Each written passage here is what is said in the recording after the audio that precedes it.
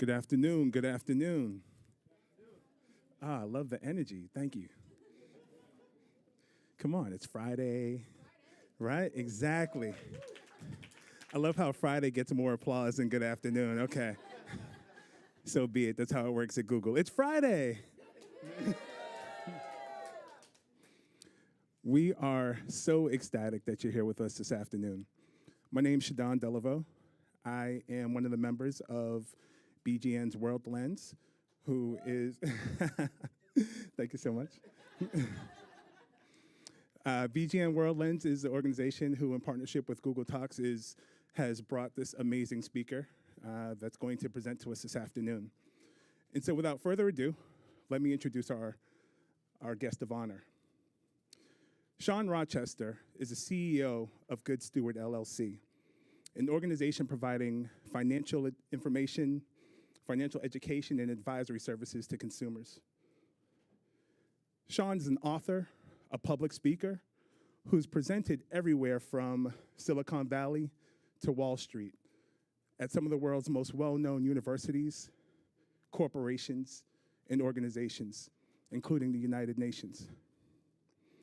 Shawn is a seasoned corporate development executive who executed over $500 million in transactions and was responsible for over $10 billion in incremental revenue while a part of IBM. Shawn holds a bachelor's in chemical engineering from the University of Rochester. He also holds a master's of business administration from the University of Chicago, Booth School of Business. That's a long way of saying Shawn is a beast. Shawn is a man I've known for over 20 years. So not only is he an amazing human being, an amazing husband, an amazing father, but he's an amazing person. And so without further ado, I'd like to present Shawn Rochester.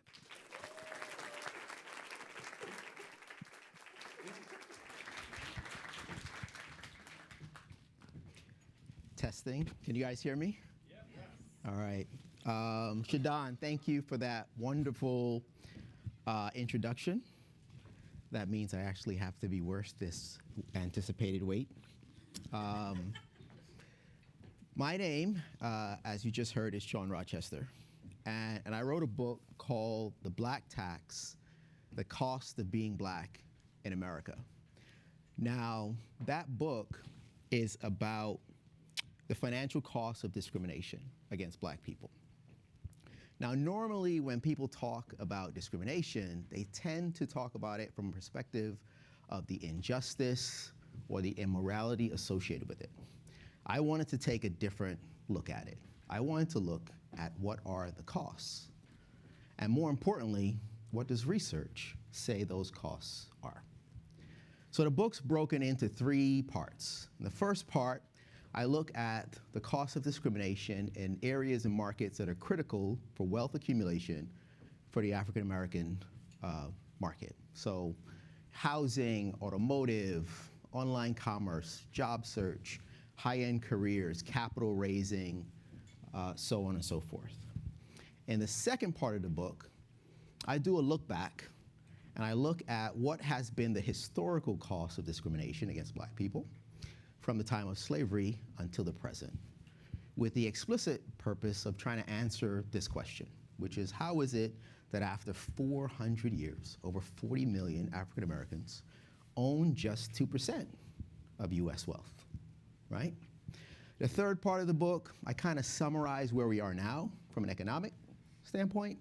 I introduce an economic framework that I call PHD, which stands for Purchase, Hire, Deposit, in ways that create jobs, create businesses, and expand businesses in the black community.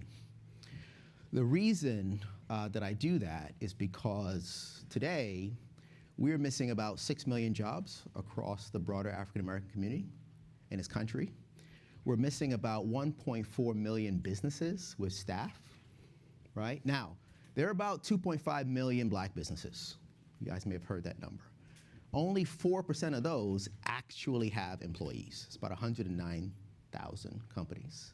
And that 4% generates about 70% of all the revenues, about $100 billion. And we're missing 1.4 million of those. Associated with that is about $8 trillion less of net worth than we otherwise would have proportional to our population. So these are like massive issues that we're talking about. And whenever you're dealing with like massive problems, it's really important that we get lots of people together at the table, right, to work on solving those problems. But it's tough to solve problems if the people that you're working with, A, do not believe that the problem exists, or B, they think you're the problem, right? If you would just fix you, we would be great. Now, you guys have probably heard these platitudes, right?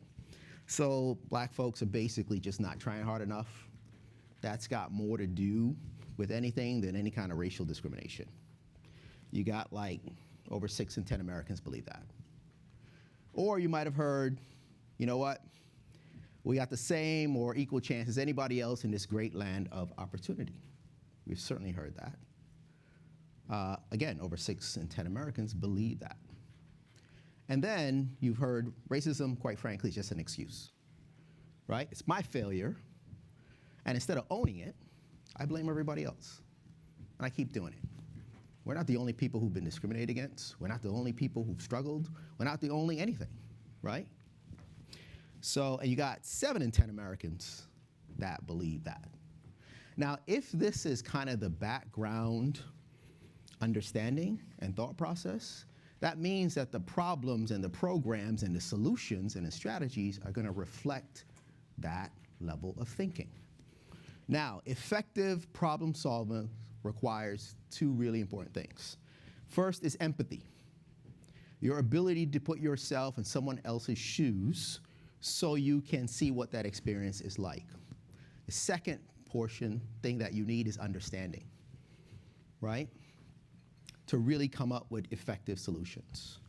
So in the spirit of trying to make sure that we all have understanding and we all have access to the same fact set, what I'm going to do in this conversation is kind of focus on this question, which is like, how did we get here?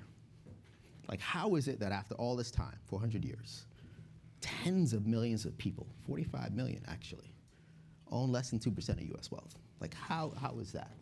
Either we are colossally and consistently inept, or perhaps there is something else going on in the environment that we need to take a closer look at. So let's take a closer look at it. So what we're going to do is we're going to go back to a time of slavery, and we're going to walk through. But we're going to look at the numbers, and we're going to look at the costs, and we're going to look at the economics. Now, one of the first things that I need us to understand about this period is that slavery, by definition, is a 100% tax on your labor. It means that nothing that you produce is yours. It means that you are not even yours. Now, there's many things that we could never kind of price or quantify during that period. You could never price what it is for a woman to have no control over her body for the entirety of her life. We could never price what it is to know that your children will be sold at some point. We could never price what it is for a man to not be able to protect his mother or his wife or his children, right? But what you can price is the value of the labor extracted from millions of people over 250 years. And economists have taken a look at that. Some put the number close to 24 trillion. Others put it as high as 97 trillion. If you say, well, maybe the truth is someplace in the middle, and you take an average, you can say it's about $50 trillion. Now, that's a large number. And you might say, I've never seen that before. The data is in the book. And I can say, well, I hear you. But that's not the only thing that you could value at that time. Because if you imagine yourself in 1860, you have 4 million people in bondage. Those people are the most liquid asset in the country. And there are prices on those people. There are markets where they're sold and bought. If you are old, there's a price. If you're young, there's a price. If you're a woman, there's a price. Male, there's a price. If you're able-bodied, if you're lame, so on and so forth, there's a price. Now, it turns out that the value of those folks is so large that you have to measure it in terms of total US wealth or total US income, or GDP, right? So the value is somewhere between 16 and 20% of US wealth, or about 1 to 2 years of GDP. So if we try to value those folks from a wealth standpoint, we're talking about 15.5 trillion. How did I come up with that number? US wealth is about 85 trillion. 16 to 20% of that is 14 to 17 trillion. Take an average, it's 15.5. If you value it from an income standpoint, GDP, we're talking about 28.5 trillion. How do you come up with that? GDP is about 19 trillion a year. Today, 1 to 2 years of that is 19 to 38 trillion. If you took an average of those two, you're at 28.5. Those are two different modalities of valuing those individuals. So if you took an average of the two, like we would do in an M&A transaction to come up with a value, you're at $22 trillion.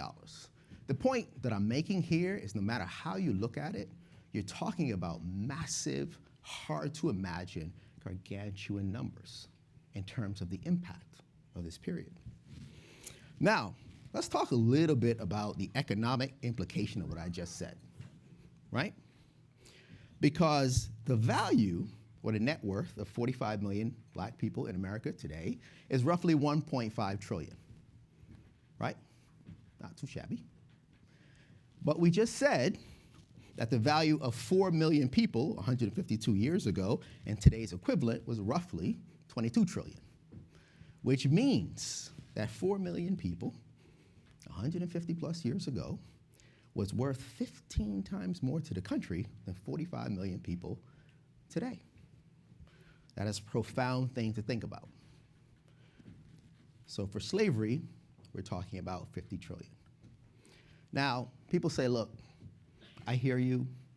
That was a tragic period. We wish it never happened. It did come to an end, however, and it came to an end about 150 plus years ago, so there's been ample time for you guys to do well, right? And I'm like, listen, I hear you. I understand what you're saying. Now, if you invested $16.19, it'll be worth $132,000 today. If you invested it during emancipation, 250 years later, it'd be worth $92 a day. So let's not be so quick to throw out 250 years, right? But let's kind of go with it. Let's just say, all right, let's just go to emancipation. Here's kind of the problem. So the folks left bondage with no resources, right? Now, we all know about two things that I'm gonna talk about a little bit. So there is 40 acres and a mule and the Homestead Act, right? So 40 acres and a mule was basically, there was some discussion about should we give these newly freed people some land and a mule to augment their labor so they can have a start in life, right? That never happened. But an interesting thing to look at is if it had happened, what would that be worth today? So you got 4 million people in bondage, right? 40 acres and a mule, that's 160 million acres. Now, I once looked at buying some land with a group of folks. It was 400 acres. And you need to go in a helicopter to look at 400 acres, right? This is 160 million. It's kind of hard to conceive. Now, what we have to look at is what would that be worth today? And kind of the value of an acre kind of goes roughly from like $3,020 to about $6,350 today. So if you use that valuation, then we're kind of talking about $1 trillion. That's what that would have been worth in today's equivalent. And by the way, that land would be generating about $90 billion of income today. Now, you might say $1 trillion is a big number, but remember, $1 trillion is just 2% of the 50 trillion that was extracted from these people. And not even 2% was allowable. But let's talk about something that did actually happen. Land that actually was distributed. Remember the Homestead Act, junior high school kind of thing, right? Social studies, history, right?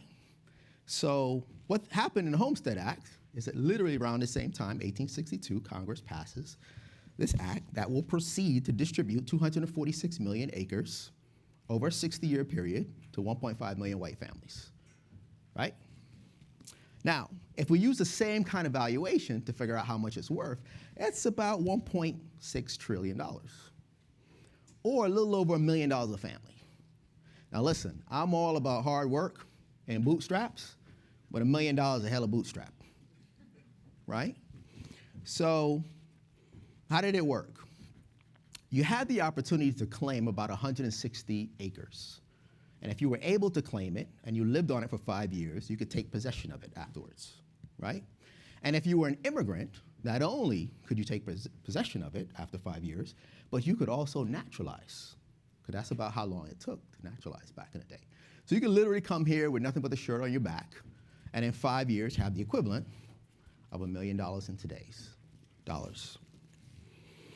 Now, researchers also say there's about up to 93 million direct beneficiaries to this massive government giveaway. Not indirect, not tertiary effect, not kind of sort of benefit in some kind of way, direct, right? So, and let's think a little bit about the time that we're in, right? So if we fast forward a little bit, 1865-ish, you've got the Civil Wars happened, right? It devastated the Southern economy. The global cotton market is devastated, right?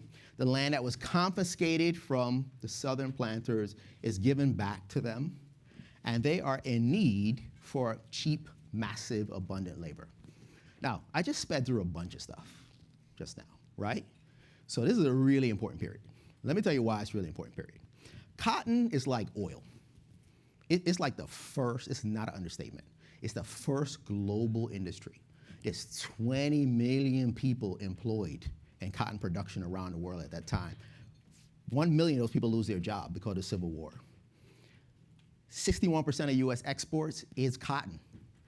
And we dominate 80% of the world market. You cannot be free labor, right?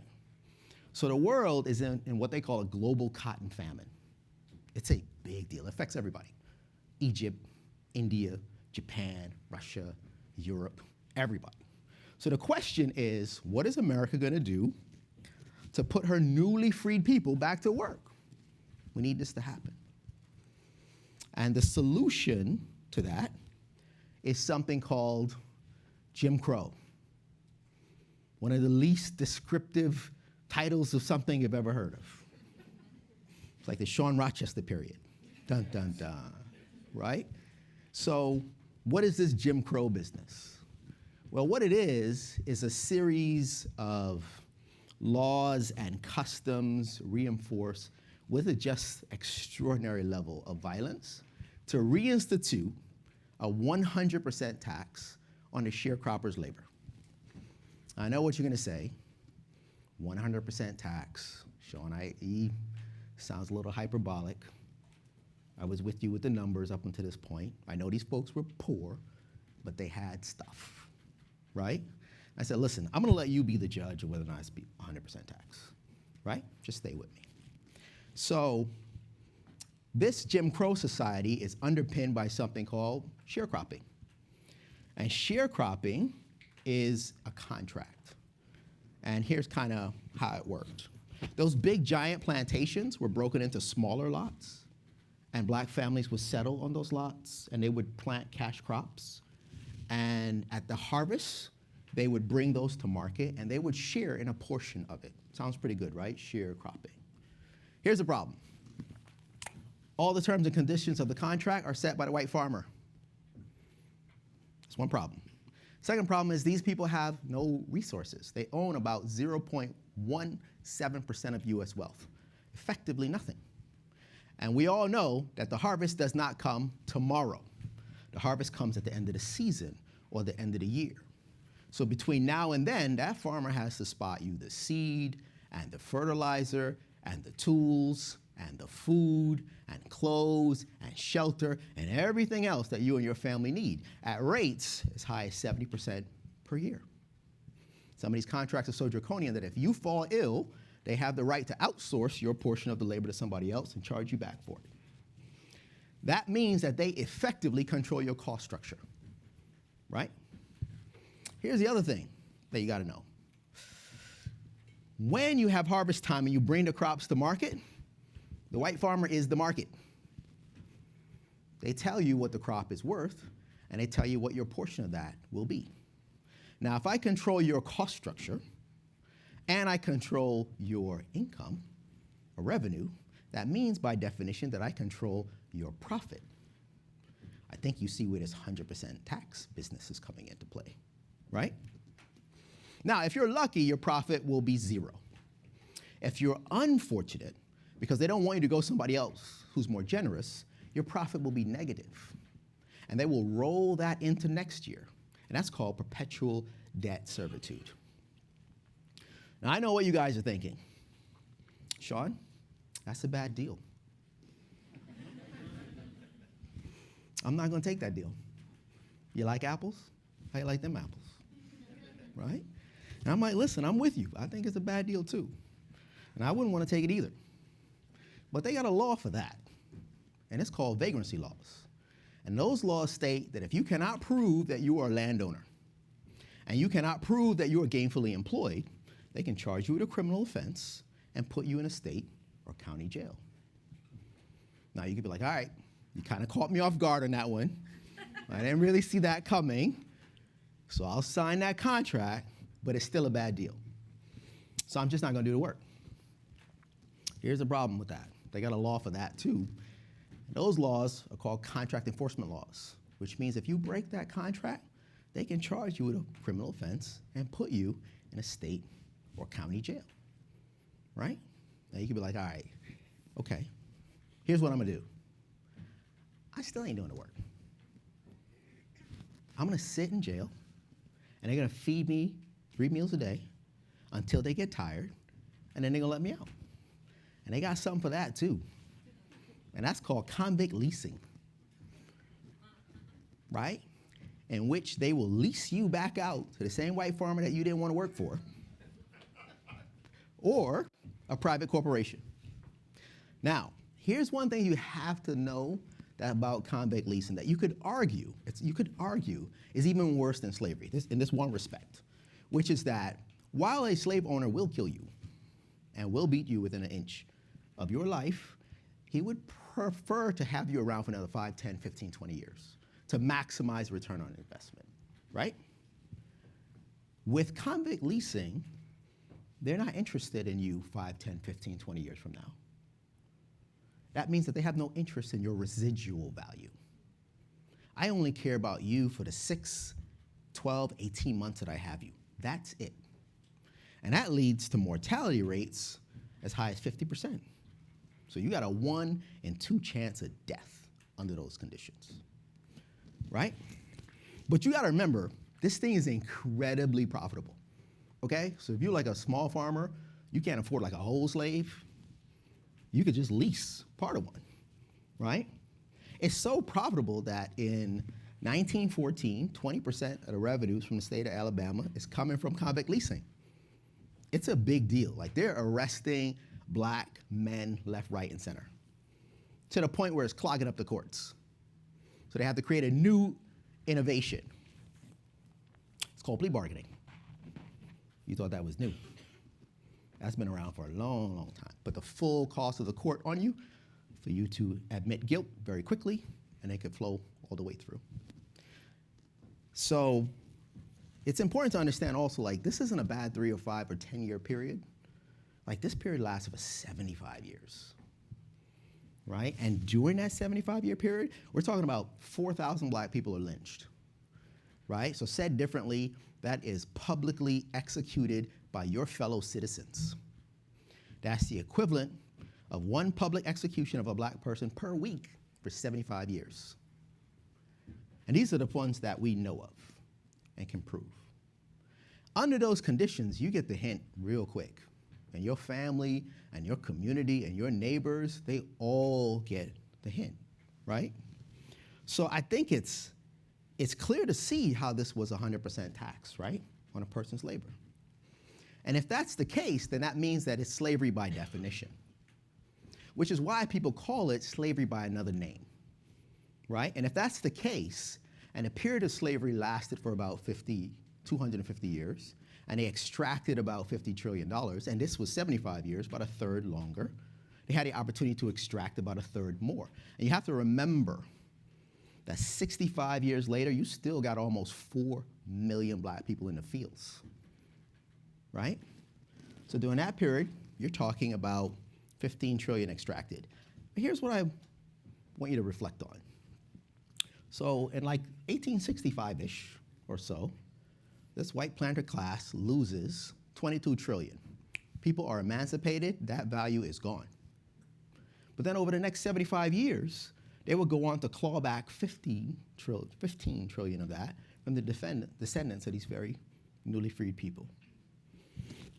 So when you talk about Jim Crow, talk about 15 trillion. Now we can say, look, I hear you. It was tragic. Not everybody was under the Jim Crow regime, though. Like, some people got an education. You know what I mean? Even Du Bois, W-E-B Du Bois, he went to Harvard, right?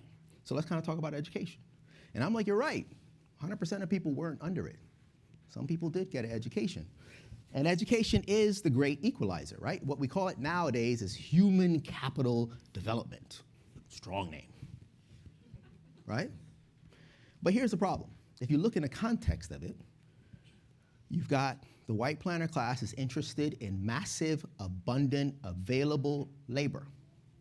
Small white farmers are interested in the establishment and expansion of the public school system for their children, as they rightly should be. Newly free people are interested in the establishment and expansion of public school system for themselves and their children, as they should be. But a deal is made between the planter class and the small farmer, that they will establish the public school system, but they'll divert resources from black students to white students.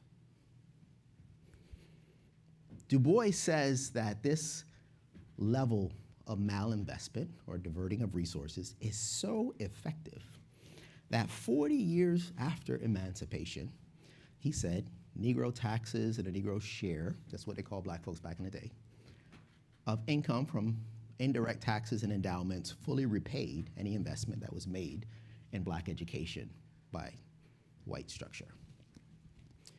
In 1914, William H. Baldwin, he's a president of something called the General Education Board. It's kind of like the Department of Education before the Department of Education, right? And he said, listen, Negroes in the South need to be educated so that they could be the best possible laborers. With the right kind of education, Negroes will willingly work menial jobs, and that will open up opportunities for Southern whites to work more expert labor. By 1917, I think this is particularly remarkable, there's only 64 high schools for black kids in the entire South. The whole of the South, just 64. And most of the buildings that are in K through 12 are actually built and are owned by black people. Double taxation. So, I'm gonna move.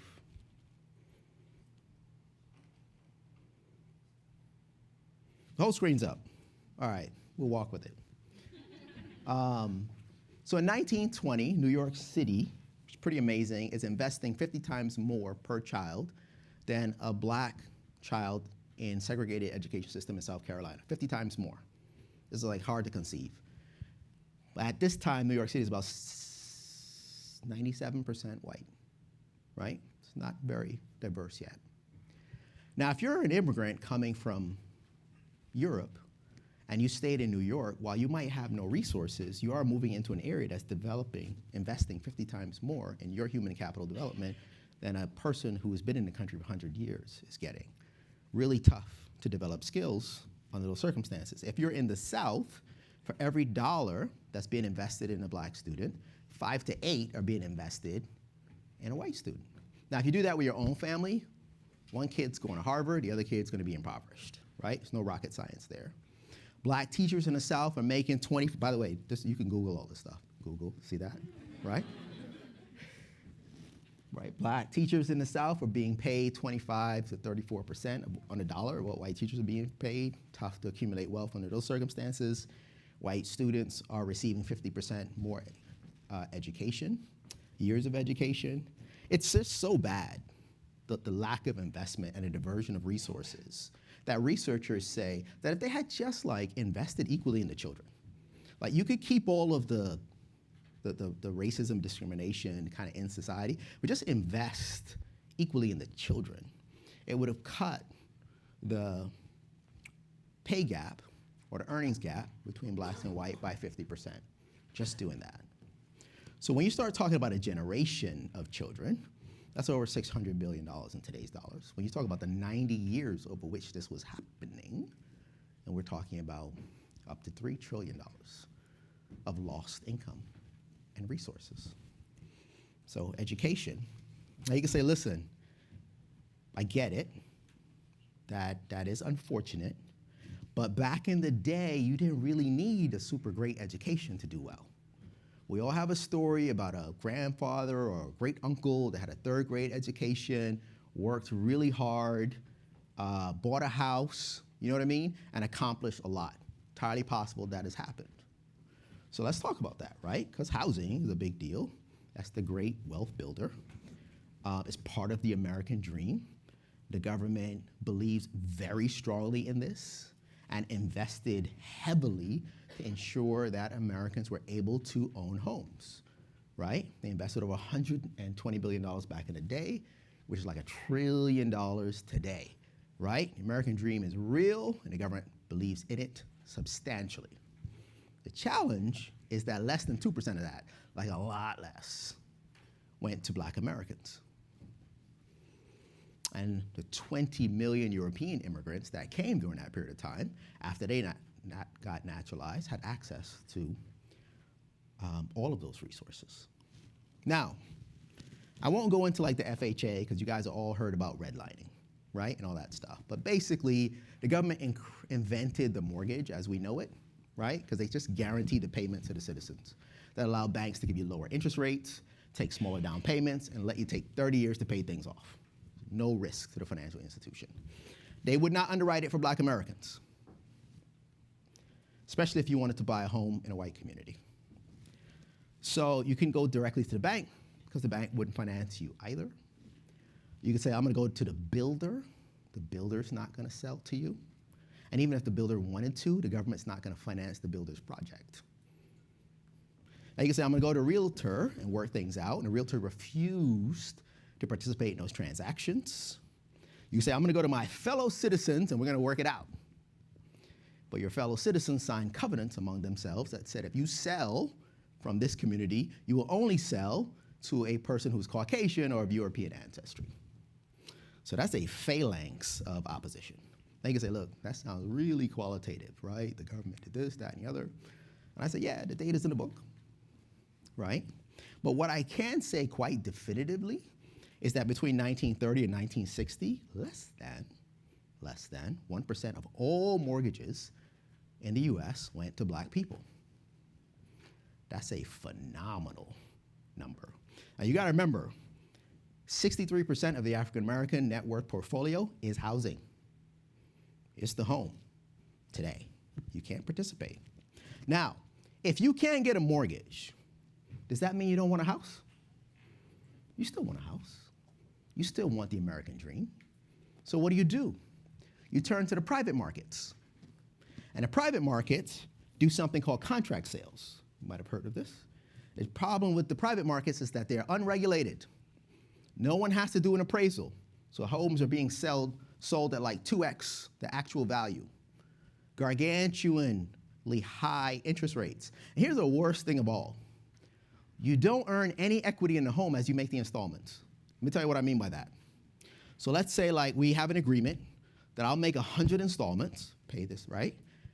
And I paid 99 of those, but I missed the 100th. You keep my down payment. You keep all 99 payments, you take back the house, evict me, and resell it to someone else. Contract sales.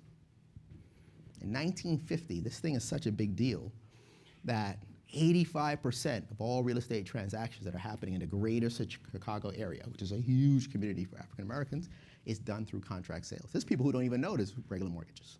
Can't get them.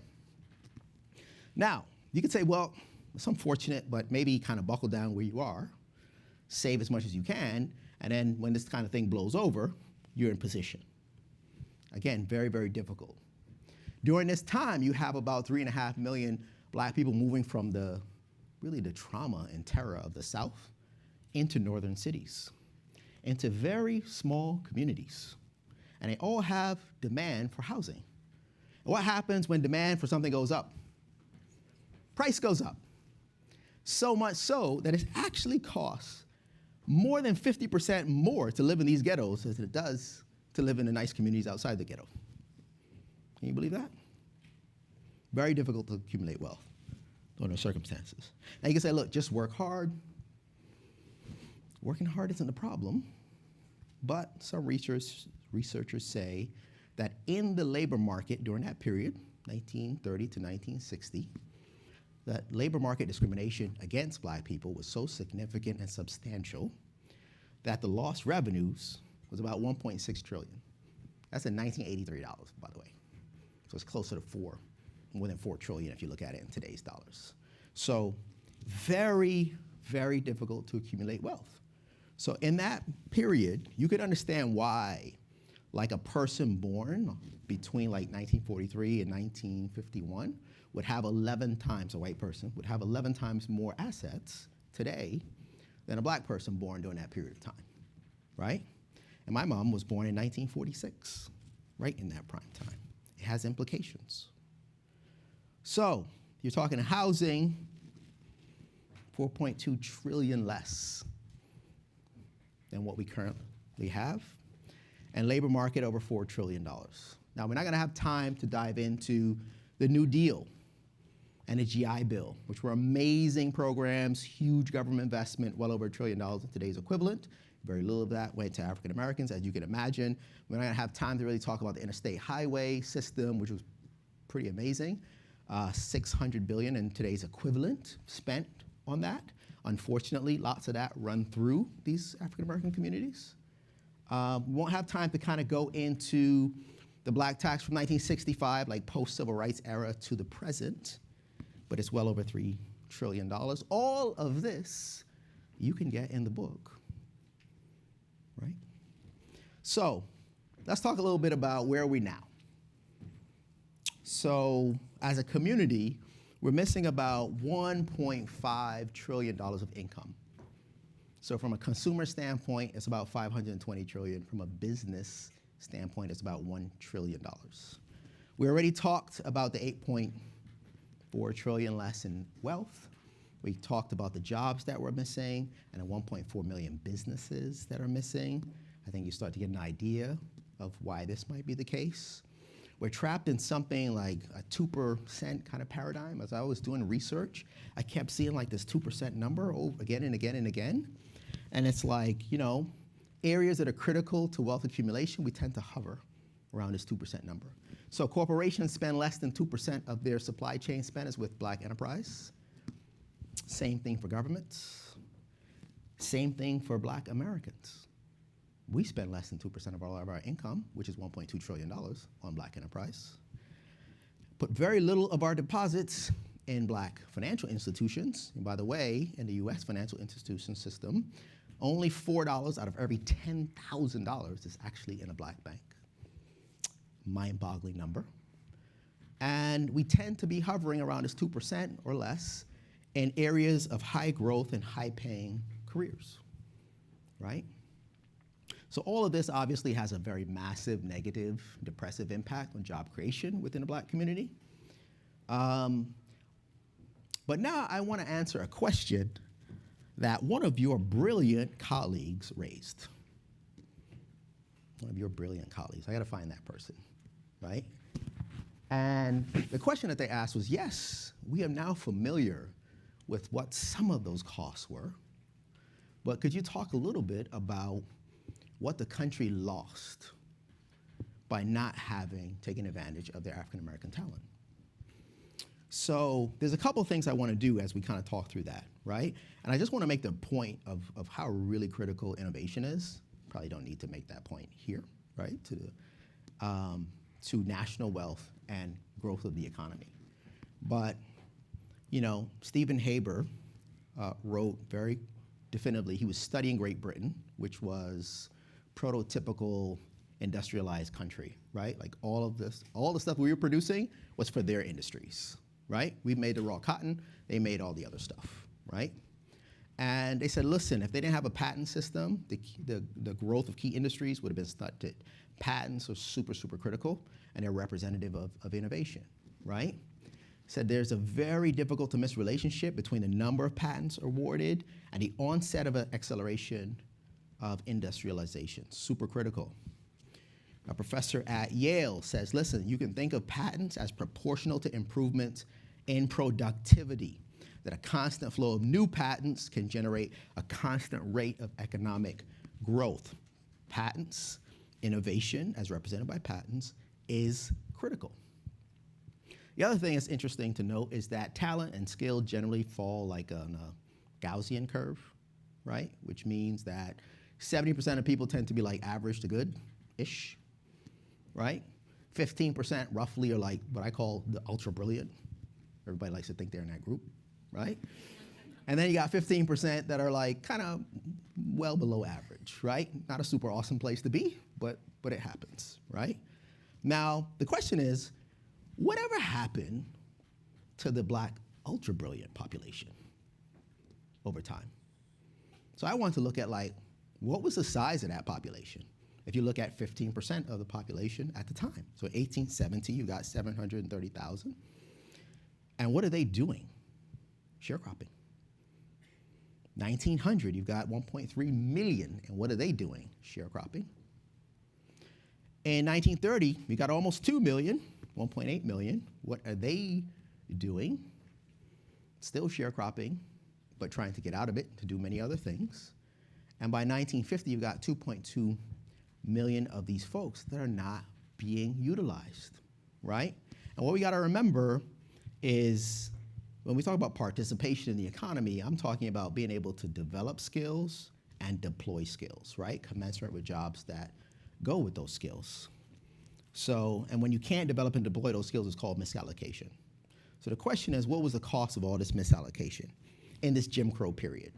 It turns out that this Jim Crow period is also the key portion of the Industrial Revolution. All that's happening at the same time. You got 2.5 million patents are made, right? And super critical patents, right? You're talking about discoveries like the telephone and motion pictures and photocopiers and planes and automobiles, semiconductors, transistors, like all that stuff is happening during this period. How many patents do you think black people were making during this time? Like 700 and some change, 780-ish, not 1,000, like 780. Skills not being allocated. But if they were, we would have an additional 280,000 patents. If they were, that could lead to $2 trillion more of national income or GDP today. If they were, you're talking about another $9 trillion of wealth. Like, this is what it has cost us and is costing us for this level of misallocation. And a researcher from Michigan State University did a study that was really, really interesting. And she posed this question like, if like white Americans were exposed to the level of trauma that black people were exposed to in the Jim Crow period, what would have happened? What would the effect be on innovation? It's a really wonderful question, right? Because it's so critical. And her analysis said that about 40% of the patents made during that time wouldn't have been made. In the most important time of innovation in history, 40% off the top. That's 1 million patents. That's 7 trillion plus of income that could have been lost today, 30 trillion plus of wealth that could have been lost if you had that level of disruption to innovation.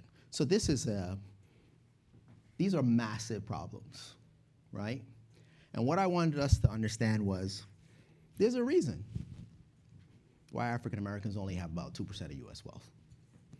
The prevailing thought is it's just the individual, just work harder. But when you look at the environment, you see that the environment has so much more to do with the situation than one could ever imagine. And when you look at what the lost has been and what is still being lost now, it's gargantuan. So I'm gonna stop here, and then we can transition to talk about some solutions and take some of your questions. Thank you very much.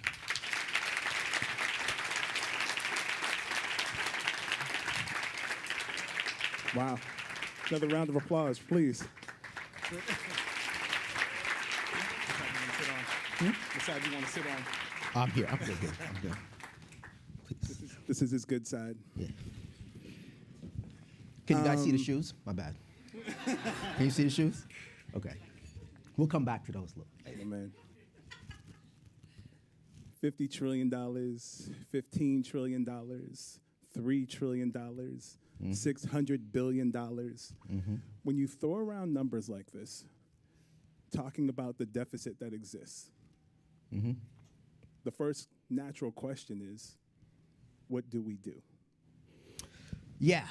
So I think the first thing is what I'm trying to do is kind of elevate the level of discourse around matters to do with race, right? And wealth, education, employment, so on and so forth. We're stuck in a why are we having this conversation mode. And if we're stuck in a why are we talking about this thing again? We're never going to get to the point of how do you really fix it, and how you put solutions in place. So the information in the book is answers that question. Like you start to understand very quickly that it is a massive problem. You get to understand very quickly that it's not we have this mindset, like I think it comes from Hollywood, but no shade on Hollywood, you know what I mean? That if you put me in that situation, I will do something different. I will make it out. I'm gonna find a way in 30 minutes to calculate how to get out of it, right? And because the individual is elevated, and the environment is kind of put towards the back. And what I wanted to do was kind of flip that on its head. And what happens is people start saying, wow, like I didn't know about this. And then we get to the question of, well, what can you do about it? And I think it's much better to try to solve problems that people recognize as problems than try to give them solutions to problems that they don't want to address. So what I talk about is this economic framework called PhD, right? Because I'm thinking about, and I want others to think about, the massive deficits. So you're missing these 6 million jobs, you're missing these 1.4 million businesses with staff, right? Like with employees, which is massive. And you're missing all this wealth. So how do you fill those gaps? Everybody's got an issue that they're trying to solve, and I get it, but how do you solve those gaps? Because about almost every socioeconomic problem that we're dealing with is stemming from that. We're dealing with symptoms, not the core. So this notion of like PhD is meant to address the jobs and the business gap and the investment in like financial institutions that provide the capital, right, for jobs and businesses. So P stands for purchase, right? So purchase, hire, and deposit in ways that create jobs, create businesses in the Black community. Like look through everything through that lens. So the purchase as individuals is just consumer spend, right? There's a lot of things we don't have control over, but we have control over what we spend our money on, right? And most people will know, like, you know, like Black people in particular, our income is like, as a group, like 1.2 trillion. We spend less than 2% of that on our own businesses, right? But what people don't know is that 1.2 trillion is supporting about 24 million jobs in the US economy. Almost none of those are in the Black community, right? So how we think about spending increases demand for products and services, and that increases demand for employees to make, distribute, sell those. For businesses and institutions and governments, that's your supply chain spend, right? That's trillions of dollars. We can think about how do you incorporate Black enterprise into that, right? Because that spurs employment, and employment is the critical problem. And then the H is the hiring programs that we do. Are we represented in your payroll, as we should be proportionally? And then the D is about deposits, which is, you know, banks provide capital. They provide capital for consumers to buy homes, right, to buy cars, consumer items, and they provide capital to businesses. And Black financial institutions are starved of that capital, and they lend in a non-discriminatory framework. We haven't talked about all the discrimination that's built into like the financial system, but it's really, really critical that those institutions are much better capitalized, because that's gonna spur the job creation that we need. So that's that notion of like PhD. No, thank you. I want to make sure that we open up the room for questions. So if anyone has questions, please feel free to line up at either of the mics on either side of the room. By the way, you guys asked brilliant questions. I might be adding one of those to the next talk. Hi, Shawn. My name's Tim. As Tim. far as like comparative like analysis for like actual solutions, was there a country that you looked at in particular that had a similar problem and where it was able to solve it in a way that you thought made a little bit sense for Black Americans here? That's a great question. The short version to that is I have not. And I don't know if there's a country that has done that, right? But I will definitely look into it.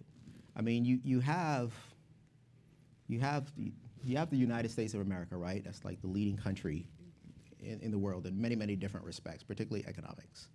And then you have Europe, like as a whole. Now, there's similarities between the two, right? But you have different problems because of how their problems are distributed. So the US, Europe, all of their colonial possessions, right, for their slave holdings, so on and so forth, was about 1 to 2 years of GDP, right? That's what it was worth. You notice it was the same for the US, right? The value of the slave was 1 to 2 years per GDP. The difference between Europe and the US is that Europe had colonies outside of Europe, and the US effectively had a really big colony inside of the country. So when they were done with slavery, there was a problem of what do we do kind of with these people. And that's a pretty unique kind of situation, right? So short answer is I don't see a compare, but I definitely will double check. But thank you very much for that. Then we have another question on the left. Hi, as a white man, I'm going to ask a naive question. What is a black bank? How do I recognize one? Where do I find it so I can put my money there?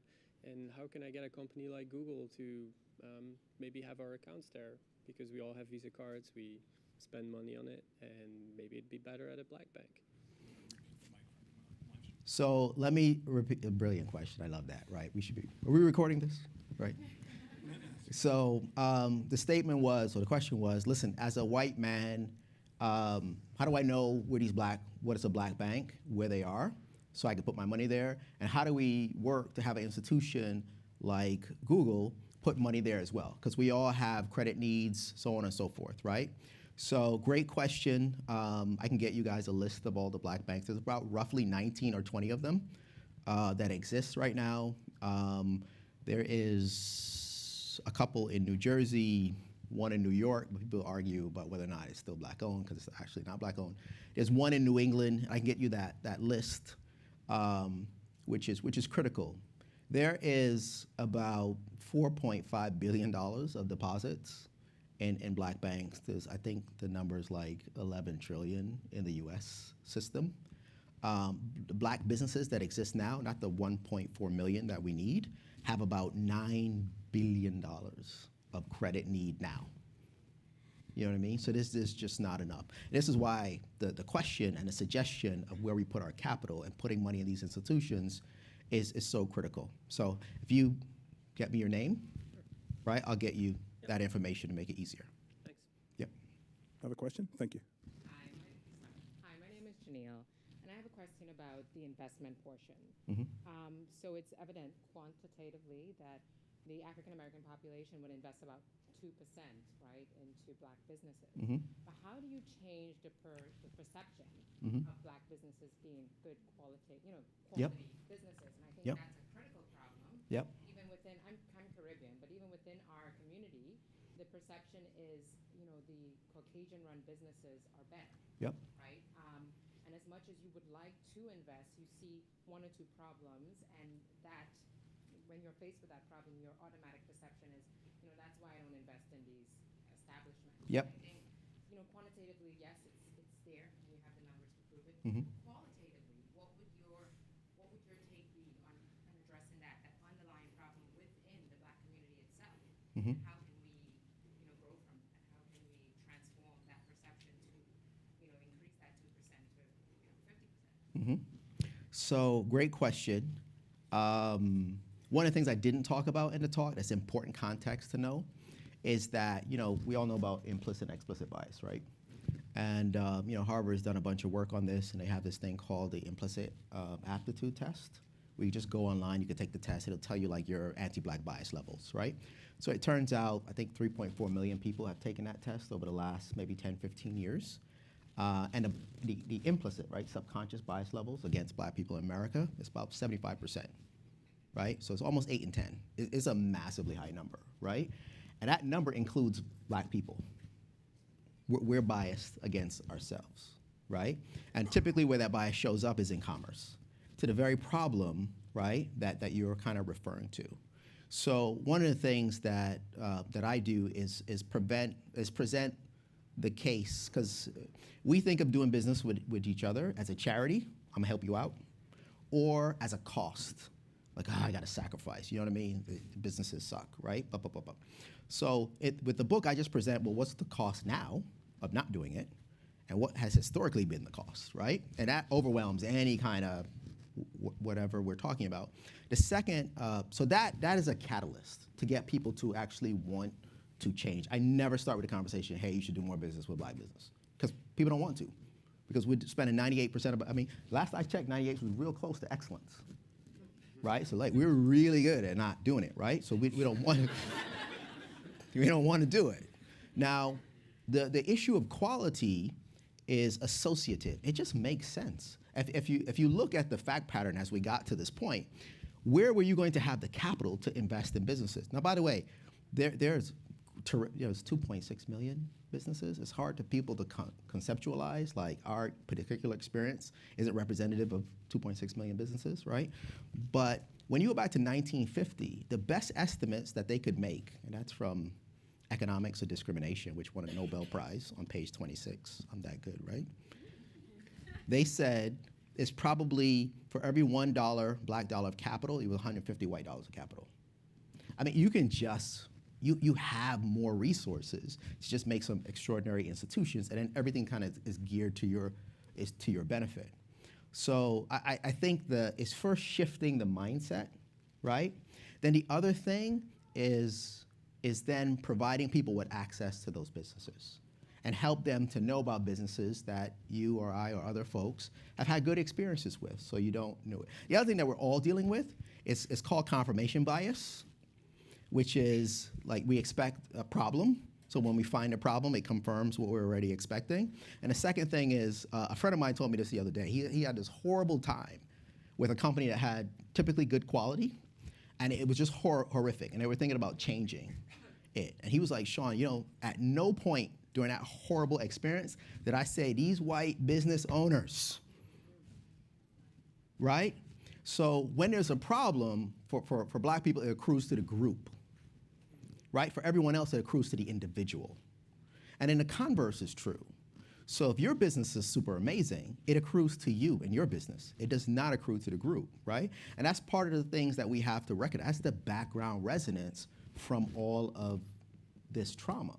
But at the end of the day, you either want to create jobs and businesses or you don't.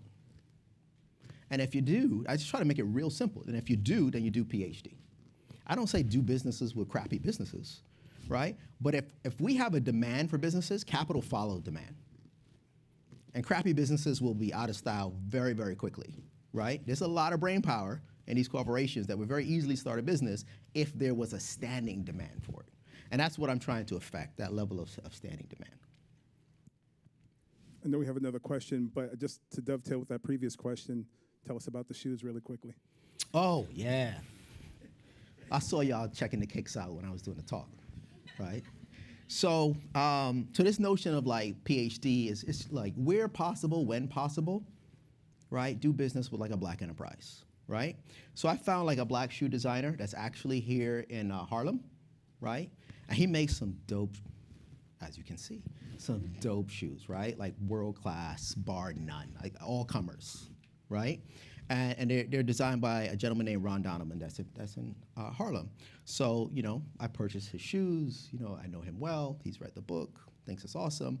And I wear the shoes, right? It's a way of like doing like PhD. But I also, because what I'm trying to do is, as his business grows, there's more black talent that gets employed in it. We don't need to transfer payments. We don't need all these other subsidies and all that kind of stuff. What we need are jobs. That's always been the case.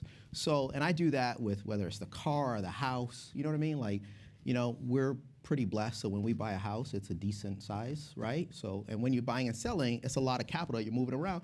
You know, is your realtor black? Is your insurance agent black? So on and so forth. You give these people an opportunity because we do not use us in these transactions. So where possible, when possible, do business with high quality African American businesses, and that creates demand for jobs, leads to hiring, so on and so forth, right? And that's the story behind the shoes. So not only am I known for the guy who talks about this black tax thing, but I'm also like the guy with the dope shoes. Like people say that. Question to the right. Hi, my name is Evan Howard. I'm a recent graduate of HBCU in Virginia, Hampton University, and I just kind of want to know your opinions on education in the black community and how we should, I guess, improve or go back to what you said, investing in our black schools. Yeah. So Shadon just said I didn't talk about the teachers. So I'm gonna answer your question, which is a very big question, by the way. So I'm gonna try my best at that. That's a really big question. But in the book, I kind of answer this question of whatever happened to all the black teachers. You know what I mean? Like at one point, every black student was taught by a black teacher, and now you can't find them, especially black males, right? Like black males are less than 2% of all black educators, right, in the country. It's like, what happened? So I did some research into that, and what I found was that after like Brown v. Board of Education and that kind of 11-year period afterwards, before that decision, there were about 82,000 black teachers teaching several million black students, right? Within 10 years of that, 40,000 of those teachers were fired. Those 82,000 teachers represented 50% of the black middle class. So in a decade, you lost 25% of the black professional class, like that. And it was even worse for black administrators. You lost 90% of black administrators and principals, right? So what we did was, it's the right heart, it's the right thinking. The thought is that if we just bring people together, things will kind of work out, right? But you were bringing people together into a group that didn't want the other group in it. It had an enormous amount of bias and vitriol, right? So they eliminated the vast majority of black teachers. The problem with that is a lot of people choose careers based on what they're exposed to. You know what I mean? Like your mom or something was a nurse or a doctor or an accountant or whatever. You become exposed to it, you choose that, right? If you look at a lot of really, really successful African Americans, you listen to their backstory, you will hear that their parents were educators.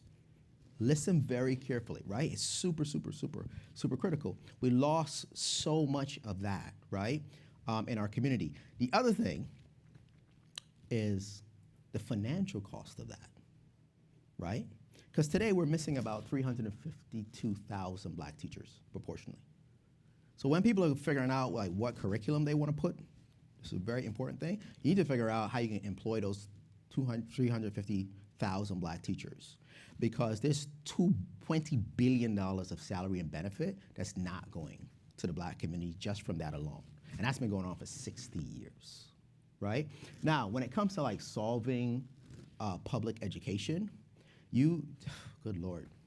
So that is a massive question. And I'm really not gonna be able to do that question full justice in the time that I have. But I will say this, you gotta have a two-pronged attack.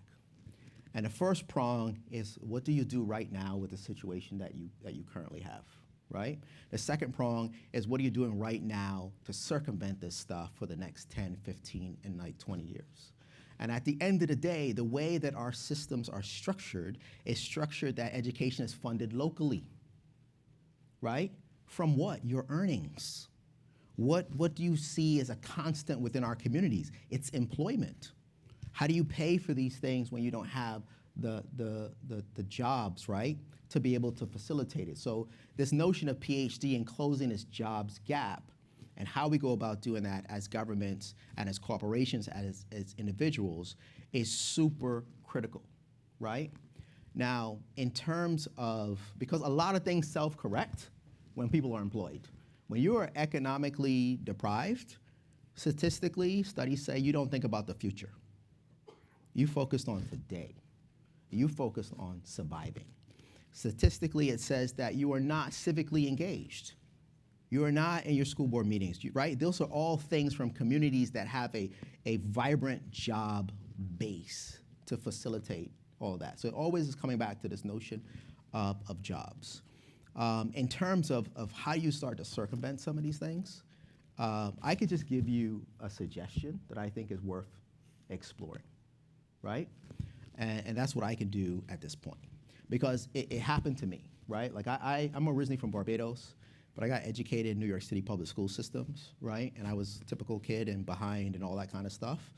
And then I went to Barbados, which actually people don't know has a phenomenal education system, right? It's based on the British education system. It was an extraordinarily painful transition, right?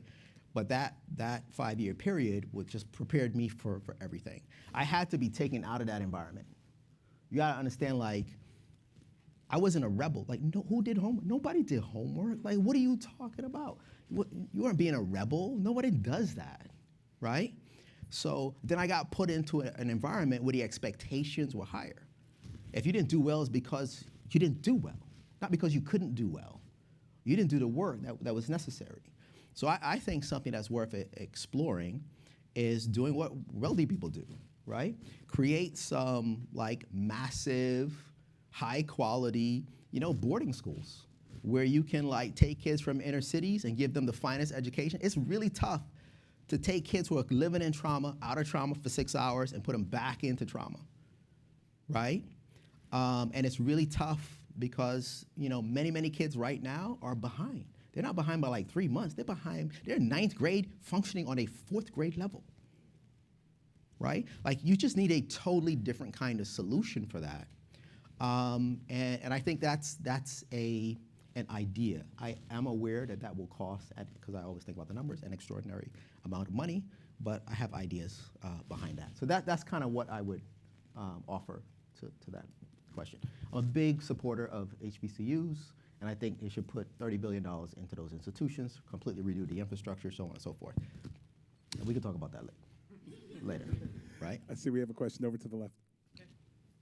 Hi, so I was thinking about the hiring portion of it and the Yes. tech industry. So where do you think to countermand these effects, do you think the tech industry be working on, say, pipeline or recruitment or the, say, employee retention part of that problem? So All the above. And so that was but what should be the focus? Pipeline, recruitment, or retention? It's all the above because it's a multi-pronged strategy. But here's the other thing that I would kind of want to address, which is that you have to be specific. See, right now, we're operating in this realm of minority, diversity, and inclusion, which, quite frankly, are euphemisms for not white male. Okay? Now, let me tell you who you're describing when you say that. 90% of people on planet Earth is highly non-specific, right? So you can have really amazing diversity, minority, inclusion programs that are winning, checking all the boxes and doing a lot of good, but actually have zero to marginal impact on creating jobs and businesses within the Black community, right? It's super critical. We talked a little bit about like supply chain, and they have like minority diversity programs. And I'll just kind of talk to you guys a little bit about that, just to look at it from the numbers perspective to see why it's important to be specific. So if you say, listen, we want to invest in women and so women-owned businesses and entrepreneurs within the supply chain. And I'm like, dope, like do it, double down on it, triple down on it, right? Here's the problem, like women-owned businesses that have employees generate about $1.2 trillion. But if you ask how much of that is from Black women businesses, it's less than 2%. So while you're elevating women businesses, you're having no impact on Black business, not until the $99th that a sister is gonna see any benefit from that. If you say, okay, let's make sure that we are investing in our Latino brothers and sisters, which is great, so double, triple down on it, you know what I mean? Those businesses with employees are generating about $380, $390 billion, right, of revenue. But if you ask how many of those are Black Latinos, it's less than 2%. You understand? And if you say, let's double down with our Asian brothers and sisters, by definition, there's no Black people in there. So when you look at all of those groups, the portion that's for Black enterprise is tiny, it's like 7%. So you could be winning on those diversity programs and doing nothing to affect these jobs. So you got to be specific if you want to attack these problems and have impact. Shawn, thank you so much, sir. Please, just a round of applause for our author and speaker. Thank you, guys. We appreciate you coming out. Thanks, man. Thank you all for coming. We really appreciate it. Heart full of hate, no vacancy. Only one you're gonna blame when it's over. Can't look me in my eyes when you're sober.